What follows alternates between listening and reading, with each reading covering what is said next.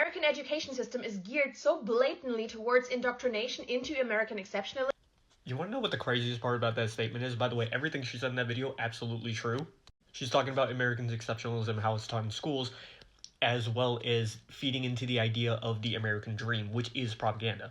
The idea is, oh, follow all the rules, do exactly what you're told, and one day you'll have a wife, kids, big beautiful house with white picket fences. Just make sure you follow the rules and you stay in line. What I find really funny about that, with the American exceptionalism being taught in schools, is the fact that something else that is also taught in a lot of American schools is The Great Gatsby. For those of you who don't know, The Great Gatsby is a book by the author F. Scott Fitzgerald, also known as the All-American Writer, back in the 1920s. And the point of The Great Gatsby is that it is a satire and a critique on American society that honestly still applies today, but it was specifically for that time period, and it was about how the idea of the American dream is a lie. Everyone in this story is a terrible person. If they're not like outright a terrible person, they still are aware of all of the things that are happening and still refuse to actually either acknowledge it or report it in any way. This also has to do with the blatant corruption of the police, but either way, they're still not doing anything about it when they are in a position where they possibly could. Everyone who you see having like these big houses, these families, like the idea of the American dream, did not get them by following the rules. There's a really good point in the story where the main character is like he follows Gatsby to like this underground bar, which, by the way, this is in the 1920s during Prohibition. So it is illegal for them to be there, and yet this is the guy who is like standing in high society. He's not following any of the rules, but he still has way more than everyone else.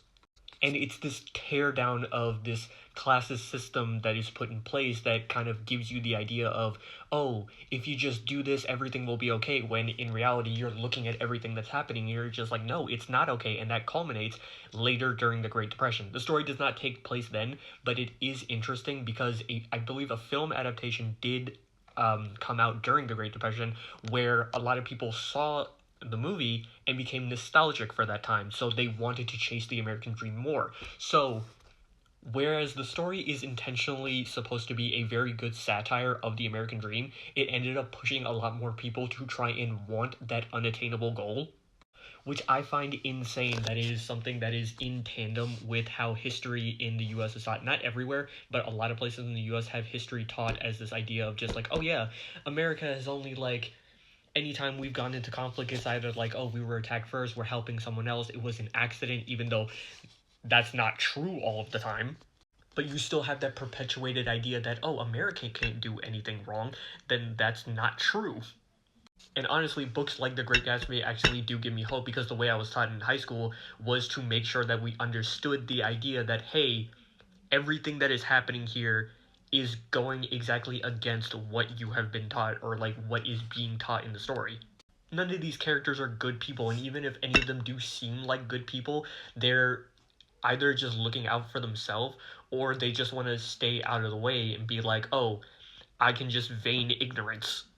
I wasn't directly involved in any of this, but you knew exactly what was going on, and you could see where all of this was going to end up. They could have done something, but they chose not to. And they didn't do anything because they wanted to stick to that lifestyle. They didn't want to give it up, rather than acknowledge the fact that when you pull back the layers of the society, there's a lot of messed up things underneath. I hope that made sense. And this is not to say that, like, oh, every school in the United States teaches this stuff the exact same way. They don't at all. I'm lucky to have, like, a lot of really good teachers who made sure that, like, both during history and, like, English, that we made sure and understood that, yo, this is, like, what you are learning, and these are the implications of everything that happened here. People were in the wrong, people were in the right. That's something that will change throughout history, but you need to be able to discern what exactly happened and think about, like, hey, what were the ramifications of this? Why are people talking about these things? What is this significant? How does this affect you now, and how could it affect you and others in the future? I do still highly recommend The Great Gatsby if you haven't read it. There is a movie out there of it with Leonardo DiCaprio and Tobey Maguire. Pretty good. But yeah, the more you know.